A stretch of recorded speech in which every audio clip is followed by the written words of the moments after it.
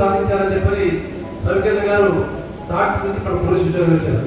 త్వరలో ఎస్పీ అవ్వచ్చు, తర్వాత ఏది అవుతారు అంటే అనుకుంటే ఏదైనా సాధించవచ్చు అని చెప్పి మన ఏసీపీ రవికిరణ్ గారు ఒక అదైతే ఉన్నట్టు సబ్ ఇన్స్పెక్టర్ సబ్ ఇన్స్పెక్టర్ గారి వీళ్ళందరూ కూడా సామాన్యమైనటువంటి గ్రామాల్లో చదువుకుని గవర్నమెంట్ స్కూల్ చదువుకుని, నేను కూడా గవర్నమెంట్ స్కూల్ చదువుకున్నాను. అందువల్ల ఎందుకు చెప్తానంటే అది గవర్నమెంట్ స్కూల్ విలేజ్ సిటీ అనేది కాదు, పట్టుదల అంటే తప్పకుండా ఏదైనా సాధించవచ్చు అనే విషయం చెప్తా ఉన్నాను. సభ మీద ఉన్నటువంటి పోలీస్ ఆఫీసర్స్కి ప్రత్యేక ధన్యవాదాలు తెలియజేస్తూ చంద్ర బాలపారిలందరూ కూడా అభినందనలు తెలియజేస్తా ఉన్నాను. ఈరోజు సైబర్ క్రైమ్ ఏ విధంగా నివారించాలి, అదేవిధంగా డ్రగ్స్ రహితమైనటువంటి ప్రాంతం చేయాలనే విషయం మీద ప్రత్యేక సమావేశం ఏర్పడింది సార్. ఇదే విషయం మీద అసెంబ్లీ సమావేశంలో కూడా ముఖ్యమంత్రి చంద్రబాబు నాయుడు కూడా అదే శాసనసభ చాలా మంది కూడా రాష్ట్రంలో జరుగుతున్న నేరాలు దాన్ని ఏ విధంగా నివారించాలి, దాని ముఖ్య కారణం అనేది ఇందాక మనకి ఏసీఎంగా చెప్పినట్టు ఎవరైతే డ్రగ్స్ కి అలవాటు పడ్డారో, బానిసలయ్యారో వాళ్ళ వల్ల ఎక్కువ నేరాలు బాగా జరుగుతూ ఉన్నాయి. హత్యలు కావచ్చు, ఆత్మహత్యలు కావచ్చు, మహిళల అగత్యాలు కావచ్చు, దోపిడీ కావచ్చు, రాబరీస్ కావచ్చు, ఇవన్నీ కూడా ఎక్కువ శాతం అబౌవ్ 50% ఎవరైతే డ్రగ్స్ కి బానిసలయ్యారో వాళ్ళు చేస్తా ఉన్నారు. దీన్ని ఏ విధంగా నివారించాలని చెప్పి ప్రత్యేకంగా పోలీసు ప్రత్యేక టీం వేసి ప్రతి కాన్స్టిట్యూన్సీ లెవెల్లో, ప్రతి మండల లెవెల్లో, ప్రతి పోలీస్ సర్కిల్లో ఒక టీం ఏర్పాటు చేసి ఏదైతే ఐడెంటిఫై రాబరీస్ రికవర్ చేయడానికి ఏదైతే చేస్తుందో అదేవిధంగా ఖచ్చితంగా టీం వేసి సచివాలయంలో కూడా పోలీసు ఉమెన్ పోలీసు ఉన్నారు వాళ్ళ ద్వారా, ఎందుకంటే చాలా చూస్తున్నాం గంజా విపరీతంగా దొరుకుతూ ఉంది. ఈ మధ్యకాలంలో మనం కేసు ఫైల్ చేశారు, కొంతమంది అబ్స్టాండ్ అయ్యారు.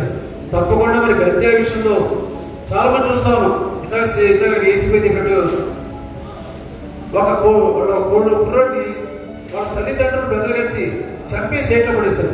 విజయవాడ తిరిపి అతను తీసుకొచ్చింది మన పెరిగించుకొని ఏట్లు పడేశారు. మన పోలీసు కేసు చేశారు. ఎవరు ఏది చేస్తే అతను బాగా డ్రగ్స్ అలవాటు పడి వాళ్ళ అమ్మ నాన్నని బ్రదర్స్ ఎలా చేస్తామంటే వాడు చంపించారు. అంటే ఏ విధంగా ఉందంటే చివరికి తల్లిదండ్రులు చంపడానికి కానీ తల్లిదండ్రులు పిల్లలు చంపుకోవడానికి కూడా ఏమాత్రం కూడా కావట్లా. అంటే ఆ విధంగా ఎరిట్ అయిపోయి వాళ్ళు ఏం చేస్తారు, చివరికి చనిపోయేది తెలియదు, చంపేది తెలియదు, ఆ విధంగా బాధ్యతలు అయిపోతున్నప్పుడు మరి ఈ సమయంలో ప్రతి ఒక్కరు కూడా బాధ్యతగా పోలీసుతో పాటు యువత విద్యార్థులు ప్రత్యేక, ఎందుకంటే నేను డ్రగ్ తీసుకోవట్లేదు మాకు గొప్ప కాదు, డ్రగ్ తీసుకోవడం వాళ్ళు కూడా నివారించాలి. అవసరమైతే పేరెంట్స్కో, పోలీస్కో, లేక మీ టీచర్స్కో చెప్పి ఎవరైతే డ్రగ్స్ తీసుకున్నారో వాడి విధంగా ఉందని చెప్తే తప్పకుండా పోలీసు తీసుకుంటారు. ఆ మేనేజ్మెంట్ కానీ తప్పకుండా చేస్తారు. అందువల్ల మనం క్రమశిక్షణగా ఉన్నామంటే మనం మంచివాడు అని చెప్పంటే మనకు అలవాటు లేకపోయినా సరే అలవాటు ఉన్న మార్పించడం, అలవాటు ఉన్నవాడిని వెంటనే మనం పై అధికారులకు మీ యొక్క స్కూల్ మేనేజ్మెంట్కు పోలీసు చెప్పాలి. ఆ విధంగా మరి అదేవిధంగా సైబర్ క్రైమ్ చెప్పారు. సైబర్ క్రైమ్ చూస్తామంటే ఈరోజు ఎవరికి వాడు చాలా మేధావులు ఇంటెలిజెన్సీగా ప్రత్యేకంగా ఆడవాడిని ఫేస్బుక్, ట్విట్టర్లోనూ సోషల్ మీడియా రకాలు చేస్తూ ఉన్నారు. వాడు పట్టుకోవడం చాలా కష్టమవుతా ఉంది. మరి ఇందాక ఏసీపీ చెప్తూ కూడా ప్రత్యేకంగా సైబర్ క్రైమ్ కూడా ఏ విధంగా అవగాహన చేయాలి, దాని మీద కూడా టీమ్స్ ఏర్పాటు చేస్తున్నారు. ఎందుకంటే సైబర్ క్రైమ్ ఎంతో మంది జీవితాలు మన గురించి బ్యాడ్గా చెప్తారు, అది చాలా మంది నమ్ముతారు. అటువంటిప్పుడు చాలా మంది సూసైడ్ చేసుకుంటా ఉన్నారు. అటువంటి సైబర్ క్రైమ్ కొంత విధంగా బ్యాంకు ఓటీపీ వచ్చి బ్యాంకుల అమౌంట్ని వాడు కాజేయటం, లేదా మన సంబంధించిన ఆడపిల్లలు ఎలా చేయటం, అదేవిధంగా ఏదో బ్లాక్మెయిల్ చేయటం కూడా మనం కూడా డిస్కస్ చేయొచ్చు. ఆ విధంగా సైబర్ క్రైమ్ను ఏ విధంగా నివారించాలి, సమాజంలో ఉన్నటువంటి డ్రగ్స్ని ఏ విధంగా నివారించాలి ఈ విషయం మీద మీరందరూ కూడా బాధ్యులైతే మీతో పాటు మేము పోలీసు అందరూ కూడా సమాజంలో మంచి సమాజం ఏర్పాటు చేయడానికి అందరూ కూడా ముందుకు పోవాలి.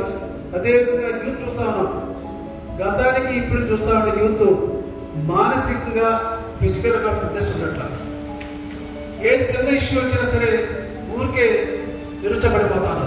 అదేవిధంగా స్ట్రెంగ్త్ చూస్తా ఉంటే బలవంగా ఏమాత్రం కూడా బలిష్టంగా ఉండటం కారణం ఏ కాడికి స్కూలు కాలేజీ చదువు తప్ప ఎవరు కూడా వ్యాయామం చేయట్లేదు.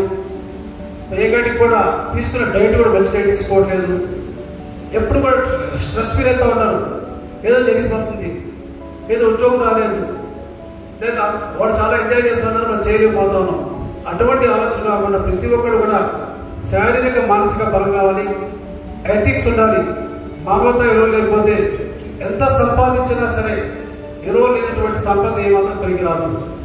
ఎప్పుడు కూడా మనం ఫేస్బుక్ చూస్తూ ఉంటాం, దానికి టైం తగ్గించండి, ప్లే గ్రౌండ్కి వెళ్ళండి, మంచి వాళ్ళకి మెసేజ్ చేద్దాం. అబ్దుల్ కలాం కావచ్చు, స్వామి వివేకానంద కావచ్చు, అటువంటి యొక్క మెసేజ్ వాళ్ళ జీవిత చరిత్రలు ఏంటి అటువంటి తెలుసుకొని మనం కూడా గోల్ తీసుకొని నిజంగా అబ్దుల్ కలాం గారు తెలుసుకుంటే చాలా సామాన్యులు. చిన్నప్పుడు పేపర్ వేసుకుంటూ పేపర్ బాయ్గా ఎదిగి చివరికి వరకు భారత రాష్ట్రపతి అయినటువంటి అబ్దుల్ కలాం గారి చరిత్ర తెలుసుకోవాలి. స్వామి వివేకానంద చెప్పిన స్పీచ్ నిజంగా ప్రపంచాల గొప్పగా చెప్తారు వివేకానంద స్పీచ్.